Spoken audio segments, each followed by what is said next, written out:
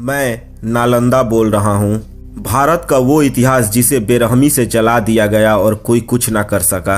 जब बात इतिहास की आती है तो आप केवल मुगलों और अंग्रेजों में ही फंसे रहते हैं, कोई पलटकर मेरी तरफ नहीं देखता। मुझे इतनी बेरहमी से जलाया गया था कि वो आग आज भी मेरे सीने में दहक रही है। लेकिन अफसोस तो इस बात का है कि आप भूल गए, आप उस मंजर को भूल गए, आप पूरे के पूरे नालंदा का इतिहास भूल गए।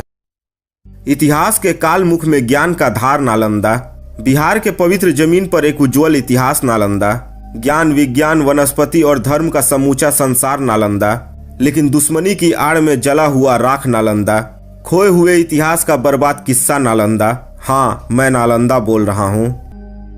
सवाल ये नहीं कि इतिहास के पन्ने टटोलते समय आपकी उंगलियां कांपती क्यों नहीं। सवाल ये भी नहीं कि गैरों का इतिहास लिखते लिखते अपनों की दास्तां कोई समझा क्यों नहीं, बल्कि सवाल यह है कि जिस विश्वविद्यालय ने हर भारतीय संस्कृति को अपने पुस्तकों में समेटे हुए काल के जाल में फंसकर अपना दम तोड़ दिया, उसकी चीख किसी ने सुना क्यों नहीं, वो मंजर किसी को दिखा क्यों नहीं। अंग्रेजों और वामपंथियों द्वारा लिखे इतिहास को अपना इतिहास मानने वाले तुम इतिहास के उस कालखंड को भूल गए जिस कालखंड में मैं खड़ा था। पूरे संसार को ज्ञान विज्ञान और धर्म का पाठ पढ़ाने वाला मैं नालंदा, आज तुम मेरे एक एक ईंट को मात्र 100 रुपए में बेचते हो, शर्म नहीं आती। खैर छोड़िए, आएगी भी कैसे। जिसे ये लगता है कि भारत का खोज तो वास्को डी गामा ने किया था, वो नालंदा को क्या याद रखेंगे। मुझे दुख इस बात का नहीं है कि खिलजी ने महज अपनी सनक के बल पर मुझे जलाकर खाक कर दिया। मुझे दुख इस बात का भी नहीं है कि खिलजी ने चारों ओर कत्लेआम मचा दिया था, बल्कि मुझे तो इस बात का दुख है कि जिस खिलजी ने बिहार की छाती पर चढ़कर मुझे रौंद डाला, उस बख्तियार खिलजी के नाम पर मेरे ही बिहार में स्टेशन बनाकर उसे कौन सा सम्मान दे रहे हो। उसकी मजार पर फूल चढ़ाकर सजदे कर कर उस खिलजी को अपनी नजरों में कहाँ बैठाए हो।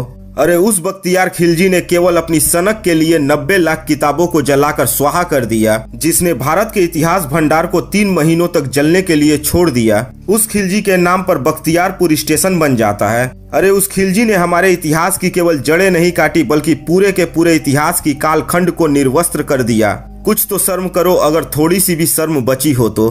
खैर आप समझेंगे नहीं क्योंकि आप वहाँ नहीं थे, लेकिन मैं तो वहीं था। मेरी ही ठंडी छांव में 10,000 छात्र और 2,000 शिक्षक रहते थे। अरे कैसे भूल सकता हूँ वो काला दिन जब 200 घुड़सवार आए और निहत्थे छात्रों पर कोहराम बनकर बरस पड़े। आपको यह जानकर ताज्जुब होगा कि मेरी एक एक ईंट रक्त से सनी हुई है, जो चीख चीख कर अपना इतिहास बयां कर रही है। आप मुझे केवल एक विश्वविद्यालय के नाम से ना आकिए, बल्कि आप मुझे इसलिए भी पहचानिए कि कितने ही ऐसे वेनसांग हुए जिन्होंने विदेशों में रहकर सालों साल केवल इसलिए अध्ययन करते रहे ताकि उन्हें बस नालंदा में दाखिला मिल जाए। मैंने हाल ही में सुना कि बहुत से स्टेशनों के नाम बदले गए। मेरी भी नजर बख्तियारपुर की तरफ थी, शायद इसके भी नाम बदल दिए जाए, लेकिन ऐसा नहीं हुआ। अब मैं समझ चुका हूँ कि आपको अपने मूल इतिहास, अपने नालंदा से कोई मतलब नहीं है, इसलिए अब मैं चलता हूँ। लेकिन मेरे खंडहर मेरा इतिहास हमेशा बयां करते रहेंगे।